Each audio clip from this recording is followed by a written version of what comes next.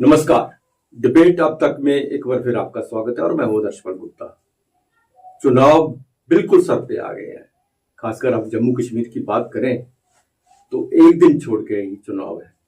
आज जितना भी प्रचार है, शोरगुल जो है वो शाम तक बंद हो जाएगा। पूरे देश में भी यही हालात है। सेकंड फेज के सारी सब जगह जो चुनावों का आज दौर पे है, आज उसका प्रचार खत्म हो जाएगा। चुनावों के लिए भारत सरकार ने अपनी पूरी कोशिश की है लोगों के घर घर पहुंचने की, हर एक जगह को ये बताने की, ताकि चुनाव उनको पता चलेगी कि ये कितना इंपॉर्टेंट है, आपका मत कितना इंपॉर्टेंट है, आपके एक वोट की कितनी इंपॉर्टेंस है। इन चीजों के लिए चुनाव कमिश्नर ने भी, सरकार ने भी हर तरह की कोशिश की है कि हर आदमी अपने मत का दान करे, उसका सही प्रयोग करे। आज हमारे साथ है गौरव गुप्ता, फार्म जनरल सेक्रेटरी हैं chamber of commerce and industry के। इन्होंने भी सोशल काज भी करते रहते हैं। इन्होंने भी एक अपील की थी कि हर मतदाता को कि वो आके मतदान अवश्य करें। गौरव जी, आपका स्वागत है। नमस्कार जी। गौरव जी, आपने ये अपील की थी, कितना जरूरी है हर एक के लिए वोट डालना। लोग कई बार सोचते हैं छुट्टी है यार, आनंद लेते हैं, चलते हैं, कहीं बात घूम के ले लेते हैं, फैमिली को ले लेते हैं, और खासकर वीकेंड पे जो आ जाता है छुट्टी, उसका और भी ज्यादा मजा ले लेते हैं। और बहुत से लोग ऐसे भी हैं जो दूर दराज से भी पैसे खर्च करके आ जाते हैं, कहते नहीं मुझे मतदान करना है। कितना जरूरी है आदर्श जी? सबसे पहले तो मैं आपका शुक्रिया करना चाहूंगा। आज जिस तरीके का टॉपिक आपने रखा है कि मतदान की क्या इंपॉर्टेंस है, जिस तरीके आप जानते हैं कि इस समय पूरे भारतवर्ष में मतदान का महापर्व चल रहा है, और जब इंपॉर्टेंस की बात की जाए कि कितना जरूरी है आपका एक सिंगल वोट, जिस तरीके बहुत से फर्क जैसे लोगों को देखा कि एक साइकोलॉजिकल होता है, हमारे एक वोट से कौन सा फर्क पड़ जाएगा या क्या होगा। तो इतिहास गवाह है, जब आप 1999 की भाजपा सरकार की अगर मैं बात करूं, जिस समय अविश्वास एक प्रस्ताव पास हुआ और उस समय अटल बिहारी वाजपेयी की गवर्नमेंट को 269 और जो जिसके अगेंस्ट था तो उनको 270 मिला, सामने है। उसके बाद अगर मैं 2004 की बात करूं कर्नाटका की, जहां पर AR कृष्णमूर्ति जी की मैं बात करूं, तो दूसरी साइड वो जनता दल सेकुलर के थे और दूसरी साइड ध्रुव नारायण जी, तो उनके भी लगभग अगर आप देखें कि AR कृष्णमूर्ति जी को 40,751 वोट मिले, तो दूसरी साइड ध्रुव जी को 40,752 वोट मिले। तो देखिए, एक वोट से हेरफेर करने से सरकारें गिर जाती हैं। और उसके बाद अगर मैं 2008 की राजस्थान विधानसभा की बात करूं, CP जोशी जो कि कांग्रेस के वहां पे दिग्गज एक नेता थे और जो एक CM कैंडिडेट के उम्मीदवार थे, तो फिर उनका भी आपने देखा कि कल्याण सिंह जब सामने आए तो किस तरीके एक वोट से हार हुई और सारा एक गवर्नमेंट उनकी जो है वो जो सोचा था, जो सपने थे, वो चूर चूर हो गए। तो आज मुझे लगता है कि जब इतना बड़ा आज मतदान का महापर्व चल रहा है, और मुझे लगता है कि हर एक नागरिक को, भारत के मैं बात करूं या हर एक सिटीजन के अंदर एक भावना होनी चाहिए कि हमें वो वोट, अपना मतदान है वो हमें देना है। मतदान एक हमारी जिम्मेवारी है, एक हमारी रिस्पॉन्सिबिलिटी है, जो कि आपका जो एक फ्यूचर जो है इंडिया का, जो एक आज विकसित भारत की जब बात हो रही है, जो कहीं ना कहीं उसी पर तय होगा। क्योंकि जितनी पॉलिसीज बनाई जा रही हैं, जितने जोरों शोरों से अगर आप देखिए कि पूरी सरकार जिस तरीके चल रही है, तो मन में, जहन में यही होना चाहिए कि हमारा वोट, हमारा जो एक मतदान है वो जाया ना जाए, और देश के कल्याण के लिए हमें आगे बढ़कर बिल्कुल वोट डालना है। आपने विकसित भारत की बात की। विकसित भारत को लेके कितने हम कह सकते हैं कि हमारे भारतीय गंभीर हैं और चाहेंगे कि एक बार फिर ऐसा हो कि नया विकसित जो विकास सामने आए, फिर एक विकसित भारत सामने नजर आए। देखिए, विकसित भारत जब मैं बात करता हूं तो जिस तरीके हम इस समय विकासशील एक श्रेणी से निकल रहे हैं और आगे विकसित भारत की तरफ आगे बढ़ रहे हैं, और मुझे लगता है ये एक ऐसा सपना जिसको पंडित जवाहरलाल नेहरू जी की बात करूं, या मैं इंदिरा गांधी जी की बात करूं, या मैं फिर उसके बाद अगर अटल बिहारी वाजपेयी की सरकार की बात करूं, या मनमोहन सिंह जी की बात करूं, तो सबका एक ही सपना था कि भारत जो हमारा एक डेवलप्ड नेशंस की श्रेणी में है। तो आज हम कैसे नहीं बात करेंगे जब विकसित भारत का एक संकल्प हमारे माननीय प्रधानमंत्री जी ने, प्रधानमंत्री जी जो देश के होते हैं, पूरे देश के प्रधानमंत्री हैं।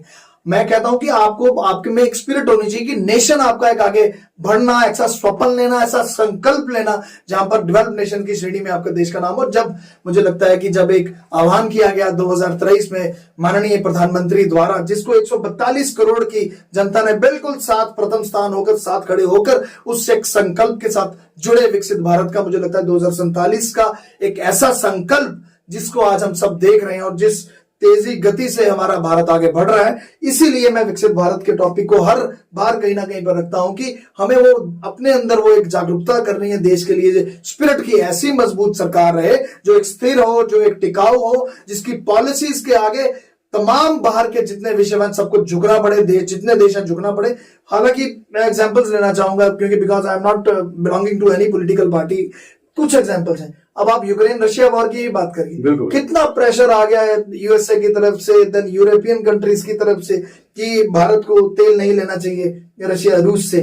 तो उस समय जो हमारे जो अब जयशंकर जी की बात करूं तो बड़ा उन्होंने ये नहीं देखा, उन्होंने कहा देश के हित में क्या है, तो वो डिसीजन लिया और तेल लिया। मात्र एक एग्जांपल आपसे शेयर कर रहा हूं। तो ऐसे ही जिस पेस से आज हम आगे बढ़ रहे हैं, मुझे लगता है कि जो भी मतदान आप करेंगे, जो भी फैसला आप करेंगे, ये सब एक ब्रॉडर माइंड से सोच के रखना कि हम सब ने संकल्प लिया 2047 का, उस संकल्प को हम सब ने साथ इकट्ठे होकर पूरा करना है। लेकिन जब दूसरी तरफ हम नजर डालते हैं तो हिंदुस्तान की, भारत की बहुत सी पार्टियां जो एक इंडिया गठबंधन के रूप में सामने आ रही हैं, वो इकट्ठे होकर क्या इस विकासशील भारत को रोकने की कोशिश कर रहे हैं? देखिए दर्शी, मुझे कहते हुए बिल्कुल भी संकल्प, मतलब जो एक संकल्प लिया गया और कहते हुए बिल्कुल परहेज नहीं आएगा। आज जब आप बात कर रहे हैं एक इंडिया, एक पूरा अलायंस की ग्रुप की बात कर रहे हैं, एक आम भारत नागरिक का आज सपना क्या है कि हमारा डेवलप नेशन हो। और जिस तरीके पिछले अगर 10 साल की अगर मैं बात करूं, ऑलमोस्ट ए डिकेड आज हम बात करें, जो पॉलिसी मेकर्स जो डिसीजन लिए जा रहे हैं, आप रोड इंफ्रा की बात करिए, आप एयरपोर्ट्स की बात करिए, आप पोर्ट्स की बात करिए, यहां आप बड़े स्तर पर आप ओवरऑल एक पॉलिसी मेकिंग की बात करिए। अब देखिए आप हर जगह आप चुनौती दे रहे हैं। मैं एक एग्जांपल लेना चाहूंगा, जब मैं रेलवेज की ही बात करता हूं, आज अब नमो भारत, देन फिर आपका कितनी ट्रेन, बुलेट ट्रेन के ऊपर बात हो रही है, काम भी चल रहे हैं, और वंदे भारत आपके सामने है। जब आप रोड इंफ्रा पे आते हैं, आप दूसरे स्थान पर आते हैं आफ्टर अमेरिका। तो जब आप पोर्ट्स की बात करते हैं तो एक 75,000 किलोमीटर की कोस्टल लाइन है, 212 पोर्ट है हमारे ऑल ओवर इंडिया, जिसमें से 12 मेजर पोर्ट हैं और 200 हैं छोटे। अब देखिए विकसित भारत का जो संकल्प है उसमें एक बड़ी क्लियर कट अगर मैं बात करूं, आज एक पॉलिसी बनाई गई कि जब तक 2047 का हम जाएंगे तब तक along with the coastal line of 75,000 kilometre हमारे छोटे छोटे पोर्ट आएंगे। अब आप इससे समझिए इससे होगा क्या, इससे होगा क्या कि आज यूएसए और चाइना लॉजिस्टिक कॉस्ट को एंजॉय कर रहा है। 8% मानो एक लॉजिस्टिक कॉस्ट पर उनकी इकोनॉमी बूस्ट हो रही है, जबकि भारत की एट प्रेजेंट जो पोजीशन है वो है कि 12 से लेकर 14% लॉजिस्टिक कॉस्ट है। बहुत बड़े आंकड़े हैं जो आपके चैनल पे दे रहा हूं। ये आंकड़े मैं एज ए भारतीय आज देखता हूं कि अगर वो 12 से 14% की कॉस्ट जितनी इंपोर्ट एक्सपोर्ट हो रही है, अगर वो 8% पे आ जाएगी तो आप इकोनॉमी देखिए किस साइड पे जाएगी। तो मुझे लगता है कि अगर आज जितनी ये योजनाएं चल रही हैं, गति शक्ति की बात करूं या जितनी भी योजनाएं इस समय चल रही है, 137 एयरपोर्ट है, 2024 एंडिंग तक आपके 100 एयरपोर्ट्स ऐड होने वाले हैं। तो देखिए कि ये एक ऐसा पॉलिसी मेकर्स के द्वारा एक ऐसी एक स्थिरता से हम आगे बढ़ रहे हैं। नितिन गडकरी जी की बात करिए, रोड इंफ्रा में आप देखिए कहां से आप कहां पर पहुंच गए। तो मुझे लगता है कि सबको दिख रहा है, तो things are very self explanatory, जो कि सामने दिख रहा है कि भारत कितनी तेज एक गति से आगे बढ़ रहा है। हाल ही में ही अगर मैं बात करूं, एक फिर एग्जांपल दूंगा। अभी एग्जांपल क्या, जीती जाती एक मिसाल जो थोड़े हफ्ते पहले की अगर मैं बात करूं, सेमीकंडक्टर। किसी ने सोचा था कि सेमीकंडक्टर यहां पर धुलेरा में और सनत में, गुजरात में और नॉर्थ ईस्टर्न साइड पर अगर आप जाइए, वहां पर असम में अगर आप देखिए मोरी गांव में आपके सेमीकंडक्टर, बिकॉज आगे जो फ्यूचर आ रहा है वो आपका टोटल डिजिटल ट्रांसफॉर्मेशन का आगे युग आ रहा है, जो एक इंडस्ट्रियलाइजेशन भी जो आगे होने जा रही है वो आपकी पूरी डिजिटलाइजेशन को लेके आ रही है। तो मुझे लगता है उस संदर्भ में अगर टाटा और ताइवान और उस तरीके जिस तरीके टाइप हो रहे हैं, तो मुझे लगता है कि एक ऐतिहासिक, एक ऐसा हिस्टोरिक एक समय, पूरे समय से हम निकल रहे हैं जहां पर नई नई चीजें रोज देखने को मिल रही हैं। तो मुझे लगता है कि एक आपने डेवलपमेंट की बात की, वंदे भारत की बात की, तो हम जम्मू कश्मीर की बात करते हैं। मुझे लगता है कि एक दूसरा ये शहर है जहाँ पे 2 वंदे भारत चल रही है। और यहाँ पर डेवलपमेंट की बात करें तो उधमपुर कठुआ जो कॉन्स्टिट्यूंसी है, हाल ही में वहाँ चुनाव हो गया, प्रथम चरण के चुनाव हुए। जितनी डेवलपमेंट हुई है वहाँ पे बहुत ज्यादा डेवलपमेंट हुई है, देखने को मिल रही है।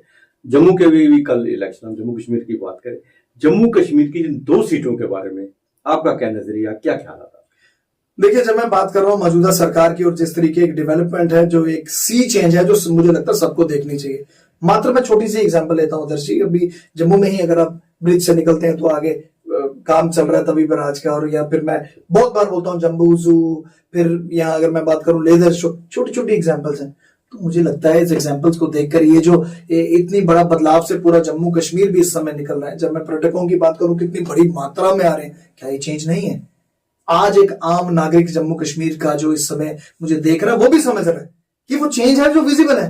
तो चेंज जब विजिबल है, मुझे बताओ कि हमारे नागरिक क्यों नहीं जाएंगे चेंज वाली साइड पर? एक बदलाव है जिससे एक पूरे ट्रांजिट फेज से बदलाव को जो दूसरे ढंग से कुछ लोग लग रहे हैं, बदलाव का जो मीनिंग है उसको अर्थ उसका उल्टा निकाल रहे हैं। देखिए बदलाव को अगर आप बदलाव को कहोगे कि आपको दिख नहीं रहा, देन इट मीन्स कि आप दिल पे हाथ रख के बोलो कि आप जस्टिफाई नहीं कर पाओगे।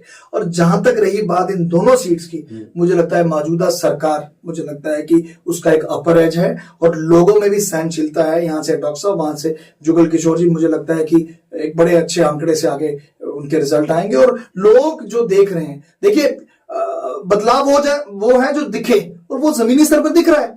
तो मुझे नहीं लगता कि कोई इसमें परहेज होगा। इसमें मुझे लगता है कि अगर आप पूछते हैं कि आपका सुझाव क्या है, क्या आपकी फोरकास्ट क्या कर रहे हैं, मुझे लगता है दोनों सीटें भाजपा की तरफ बढ़ती हुई दिख रही हैं। गौरव जी, क्या मैं ये समझ लूं कि जम्मू कश्मीर के भविष्य के राजनेता के साथ मैं बात कर रहा हूं? राजनेता तो नहीं कह सकते, पर यह है कि अब मतलब मुझे लगता है कि सच जो है वो कड़वा होता है। सच्चाई पे बात करता हूं, जो दिखता है उसको स्वयं आगे रखता हूं और एक कठोर तरीके से, एक स्पष्ट तरीके से रखता हूं। मुझे लगता है कि जो एक बदलाव है आप सबको भी दिख रहा है। आपको आह्वान भी करना चाहूंगा कि एक मतदान जो है उसको भूलिएगा मत। अगर आप चाहते हैं कि विकसित भारत की ओर 2047 का जो एक सपना जब हमारे माननीय प्रधानमंत्री जी ने 2023 में लाल किले से लिया, मुझे लगता है कि उस दिन एक सुर पर 142 करोड़ की जनता उनके साथ खड़ी थी। और इस सपने को मुझे लगता है कि अगर पूरा करना है तो इसी श्रेणी में आपको मतदान भी डालना है, और मतदान भी आपको उसी तरीके से डालना है कि वो स्वप्न लेकर, वो एक उल्लास के साथ, वो एक चेतना के साथ कि आगे बढ़ना है, और 2047 का जो संकल्प है हमें एज ए भारतीय उसको पूरा करना है। हमारी शुभकामनाएं आपके साथ है। Thank you. आप हमारे स्टूडियो में आए, आपका बहुत बहुत धन्यवाद। शुक्रिया। नमस्कार।